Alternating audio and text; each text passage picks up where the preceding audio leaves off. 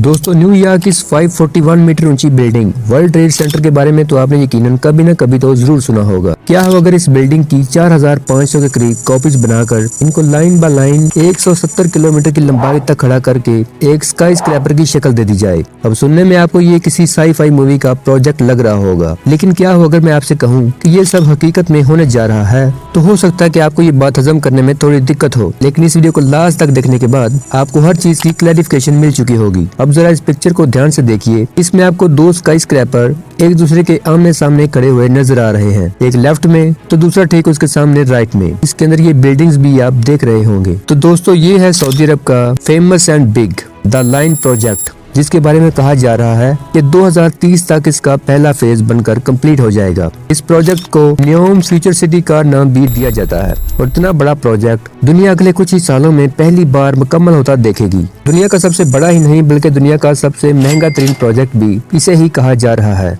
$500 billion की cost से बनने वाले इस मेगा प्रोजेक्ट में दो 500 मीटर ऊंचे स्काई स्क्रैपर्स एक दूसरे के आमने सामने एक लाइन की शेप में बनाए जा रहे हैं। सरप्राइजिंग फैक्ट यहाँ पर यह है कि ये स्काई स्क्रैपर्स सऊदी अरब के सहरा में 170 किलोमीटर तक फैले हुए होंगे। सऊदी प्रिंस मोहम्मद बिन सलमान इस सिटी को दुनिया का सबसे एडवांस सिटी बनाने का ख्वाब रखते हैं। एक ऐसा एडवांस सिटी जिसमें तकरीबन 90 लाख लोगों के रहने का बंदोबस्त किया जाएगा। ये ठीक है कि ये प्रोजेक्ट सऊदी प्रिंस का वो ख्वाब है जिसे वो हर हाल में पूरा करना चाहते हैं, लेकिन अगर हकीकत की नजर से देखा जाए तो क्या इस प्रोजेक्ट को बिल्कुल उसी तरह बना पाना जिस तरह इसको इमेजिन किया गया है पॉसिबल भी है या नहीं, और इसके दूसरी ऑर्गेनिक सिटीज के कंपैरिजन क्या क्या फायदे हैं और क्या क्या नुकसानात। और सबसे बड़ा सवाल तो ये है कि क्या सऊदी अरब अपनी गिरती हुई इकोनॉमी को बचाने के लिए कोई गलत कदम तो उठाने नहीं जा रहा, क्योंकि इस प्रोजेक्ट में सऊदी अरब ने तकरीबन अपना सब कुछ दांव पर लगा दिया है। और अगर ये प्रोजेक्ट किसी भी वजह से फेल होता है तो फिर पीछे सऊदी अरब के पास बाकी क्या बचेगा। इन सवालों के जवाब हम जानेंगे सच स्पीक्स की इस वीडियो में। दोस्तों न्योम प्रोजेक्ट एक ऐसा प्रोजेक्ट है जो अब तक का सबसे अनोखा और डिफरेंट प्रोजेक्ट कहलाया जाएगा।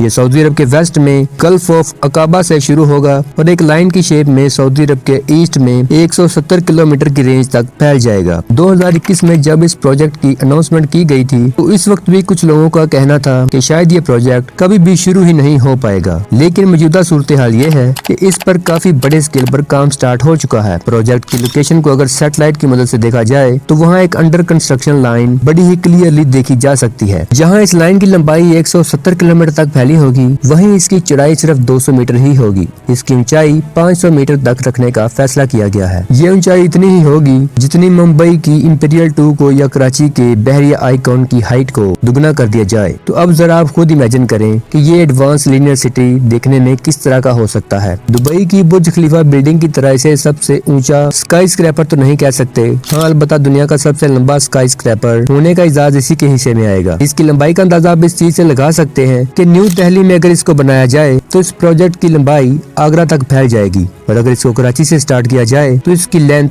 हैदराबाद तक पहुंच जाएगी। सऊदी हुकूमत के प्लान के मुताबिक इस सिटी में 90 लाख लोग रह पाएंगे। और अगर बात की जाए इस पूरे सिटी के एरिया की तो ये पूरा सिटी सिर्फ 34 स्क्वायर किलोमीटर रकबे में बनाया जाएगा। सिर्फ 34 स्क्वायर किलोमीटर के छोटे से एरिया में 90 लाख लोग रह पाएंगे, मतलब 1 स्क्वायर किलोमीटर में 2,64,705 अफराद, जो किसी भी ऑर्गेनिक सिटी के मुकाबले में कहीं ज्यादा है। अगर दुनिया की सबसे बड़ी सिटी टोक्यो की एग्जांपल ली जाए तो यहाँ हर स्क्वायर किलोमीटर में 6,380 लोग रहते हैं, और अगर इसे न्योम सिटी से कंपेयर किया जाए तो ये न्योम के मुकाबले में सिर्फ 2.4% है। मतलब ये कि नॉर्मली जितने लोग 500 से 600 स्क्वायर किलोमीटर के एरिया में रहते हैं, इतने लोग यहाँ सिर्फ 34 स्क्वायर किलोमीटर के एरिया में रह पाएंगे। इस बात में कोई भी शक नहीं कि प्रिंस मोहम्मद बिन सलमान की ये प्लानिंग बहुत ही जबरदस्त और पॉजिटिव साबित हो सकती है, क्योंकि जिस लिहाज से दुनिया की पॉपुलेशन में दिन ब दिन इजाफा होता चला जा रहा है, इस लिहाज से फ्यूचर में हमें इस तरह की लीनियर सिटीज की जरूरत ही पड़ेगी, क्योंकि ऑर्गेनिक सिटीज के मुकाबले में यहाँ लोग बहुत ही कम रिसोर्सेज पर रह सकते हैं।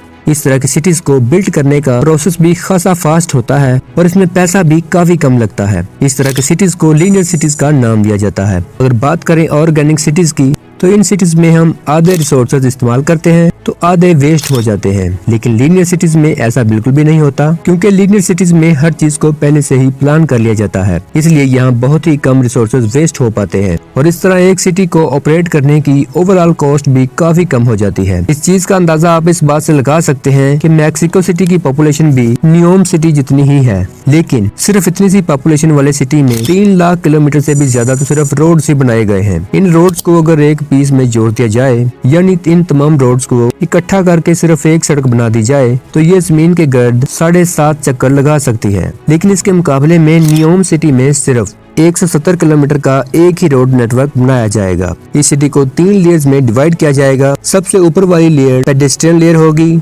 जहां लोग पैदल चल फिर सकेंगे और यहाँ गाड़ियां वगैरह नहीं चलेंगी। दूसरी लेयर को सर्विस लेयर का नाम दिया गया है, यहाँ गाड़ियां भी चलेंगी और शॉप्स वगैरह भी इसी लेयर में होंगी। तीसरी लेयर होगी स्पाइन लेयर। इस लेयर को अंडरग्राउंड ट्रांसपोर्टेशन के लिए बनाया जाएगा। इसमें बहुत ही एडवांस आर्टिफिशियल इंटेलिजेंस और high speed train system launch किया जाएगा। किसी को भी सिटी में कहीं भी जाना होगा तो पहले वो लिफ्ट के जरिए स्पाइन लेयर में जाएगा और इसके बाद ये हाई स्पीड ट्रेन उसे उसकी मंजिल पर सिर्फ चंद ही मिनट में पहुंचा देगी। इस ट्रेन की स्पीड इतनी ज्यादा होगी कि ये सिर्फ 20 मिनट में पूरे न्यूयॉर्क सिटी का एक चक्कर लगा लेगी। अब जरा इमेजिन करो कि ऑर्गेनिक सिटीज में इतना टाइम तो हम सिर्फ सिग्नल पर खड़े होकर या टैक्सी और बस का वेट करते हुए ही वेस्ट कर देते हैं। और अब आप सबके माइंड में ये क्वेश्चन भी जरूर उठ रहा होगा कि अगर इस तरह के लीनियर सिटीज के इतने ज्यादा फायदे हैं, तो फिर क्यों इस तरह के प्रोजेक्ट्स दुनिया में कहीं और लॉन्च नहीं किए जा रहे। नॉर्मल कंट्रीज को तो छोड़ दो, अगर हम दुनिया के सुपर पावर्स को भी देखें तो किसी भी कंट्री में हमें इस तरह का कोई भी प्रोजेक्ट देखने को नहीं मिलेगा। अब रियलिटी यहाँ पर यह है कि इस तरह के लीनियर सिटीज बनाने का आइडिया नया नहीं है, बल्कि ये काफी पुराना आइडिया है और दुनिया में पहले भी इस तरह की लीनियर सिटीज बनाने की कोशिश की जाती रही है। लेकिन हकीकत में ये ऐसे काम नहीं करता जिस तरह इसको इमेजिन किया जा रहा है। अब टाइम में थोड़ा पीछे चलते हैं। ये बात है 19वीं सेंचुरी की। इस वक्त भी मैड्रिड सिटी के एक डिस्ट्रिक्ट में इस तरह की एक लीनियर सिटी बनाने की प्लानिंग की गई थी। इसकी चौड़ाई 400 मीटर जबकि लंबाई 50 किलोमीटर तक रखने का फैसला किया गया था, लेकिन इसकी कंस्ट्रक्शन सिर्फ 5 किलोमीटर तक ही की गई थी। प्लान ये था कि टाइम के साथ साथ इसकी कंस्ट्रक्शन होती रहेगी और इसमें मजीद सेक्टर्स ऐड किए जाते रहेंगे। लेकिन अब सिचुएशन ये है कि मैड्रिड सिटी में इस लीनियर सिटी को तलाश करना खासा मुश्किल काम बन चुका है, क्योंकि ये है वो 5 किलोमीटर की लीनियर सिटी। अब आप मुझे ये बताएं कि इसमें लीनियर सिटी आपको कहाँ नजर आ रहा है। देखने में तो ये भी एक ऑर्गेनिक सिटी ही लग रहा है। तो दोस्तों हकीकत में इस तरह के लीनियर सिटीज के साथ ऐसा ही होता है। अब यहाँ पर हुआ ये कि जैसे ही ये लीनियर सिटी बनाया गया तो इसके आसपास एक ऑर्गेनिक सिटी बनना शुरू हो गया और इस ऑर्गेनिक सिटी ने धीरे धीरे इस लाइन को अपने अंदर छुपा लिया। और हकीकत में होता भी यही है। दुनिया भर में जहाँ भी नजर दौड़ाई जाए आपको यही देखने को मिलेगा कि पॉपुलेशन ऑर्गेनिकली ही ग्रो करती है। कहीं भी शिफ्ट होने से पहले हम अपने ऑफिस, बच्चों के स्कूल और वहाँ से हॉस्पिटल का डिस्टेंस देखते हैं और अपनी रिक्वायरमेंट के लिहाज से ही कहीं जाकर रहायश पजीर होते हैं। लेकिन लीनियर सिटी में ऐसा होना पॉसिबल नहीं होता। यहाँ पर लोगों को एक ही पैटर्न को फॉलो करना पड़ता है। इस तरह के सिटीज की ज्यादा लंबाई की वजह से लोगों का आपस में डिस्टेंस भी काफी ज्यादा बढ़ जाता है। मैड्रिड की लीनियर सिटी के साथ भी कुछ मिलते जुलते हालात ही पेश आए थे, जिसकी वजह से ये सिटी आगे तो कंस्ट्रक्ट नहीं हो पाई बल्कि फैलना शुरू हो गई। देखा जाए तो इस तरह के लीनियर सिटीज के जितने भी फायदे हैं वो ज्यादातर हुकूमत के लिए ही होते हैं, क्योंकि इस तरह के लीनियर सिटीज को ऑपरेट करना हुकूमत के लिए खासा आसान टास्क होता है as compare to organic cities. दूसरी बड़ी वजह यह है कि इन सिटीज की ऑपरेटिंग कॉस्ट भी काफी कम होती है। मतलब ये कि इसको चलाने के लिए खर्चा भी काफी कम होता है, लेकिन इंसान इसके अंदर बाउंड होकर रह जाते हैं। ये सिटी जितनी भी एडवांस हो फिर भी ये बाहर की दुनिया पर डिपेंडेंट होती है। रोजमर्रा के इस्तेमाल की जितनी भी चीजें होती हैं इनको बाहर से ही लाना पड़ता है और जाहिर सी बात है कि ये जितना भी सामान होता है वो सिटी के एंट्री और एग्जिट पॉइंट से ही अंदर आता है। इससे होता यह है कि इसके एग्जिट और एंट्री पॉइंट्स पर एक नई ऑर्गेनिक सिटी बनने की शुरुआत हो जाती है, जो फिर देखते ही देखते ओरिजिनल लाइन को अपने अंदर छिपाना शुरू कर देती है। पास्ट में मैड्रिड के अलावा भी दुनिया के कई और शहरों में इस तरह के प्रोजेक्ट शुरू करने के बारे में सोचा गया था